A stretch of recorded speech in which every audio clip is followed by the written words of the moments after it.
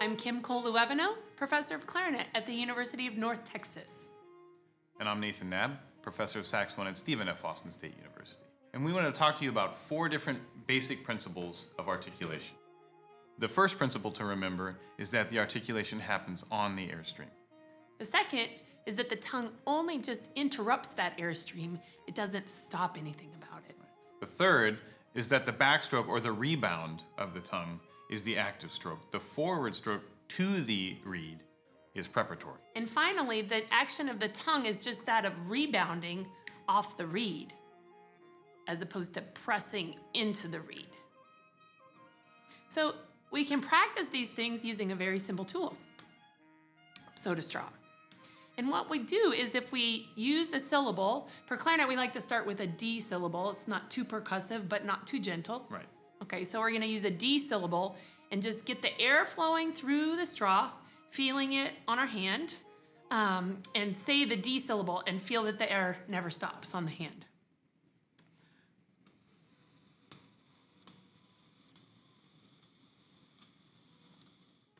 Great.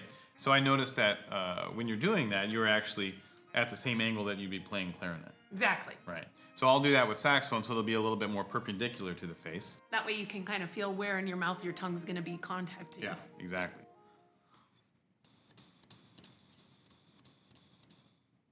So when you do that, when you're articulating, because of the angle, what part of the tongue is hitting what part of the reed? Yeah, that's a great question. So for clarinet, we usually say tip to tip. That's a common way to remember what part of the tongue touches what part of the reed.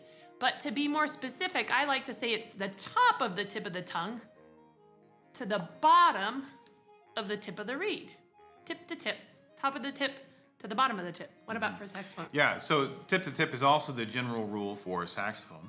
But in truth, it's actually very often just behind the tip of the tongue to the tip of the reed. And again, the difference in this is due to the angle that the mouthpiece enters the mouth. That's right. So how to find that tip for us, one really easy thing to do is just scratch with your fingernail, the sort of tip of the tongue. Right. And that makes it sort of sensitive. So then you can understand what part of your tongue you're actually touching the reed with. Right. Yeah, and so for us, a common thing, that has been done is, dipping the tip of the reed in food coloring or some other kind of way to mark the reed so we can tell where the reed hits the tongue. Okay. So let's just hear what that sounds like on the clarinet. I'll just play a couple of repeated notes and then a scale so you can kind of hear what it sounds like to keep the air moving and using a nice D gentle syllable.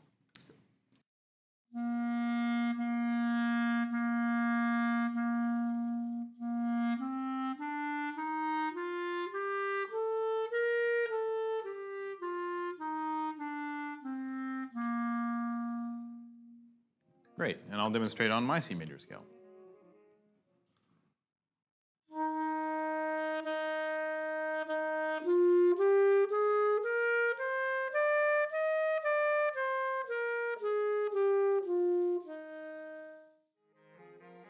So for students, I would make sure that these kind of concepts and principles are solidified before moving on to other things like style and speed.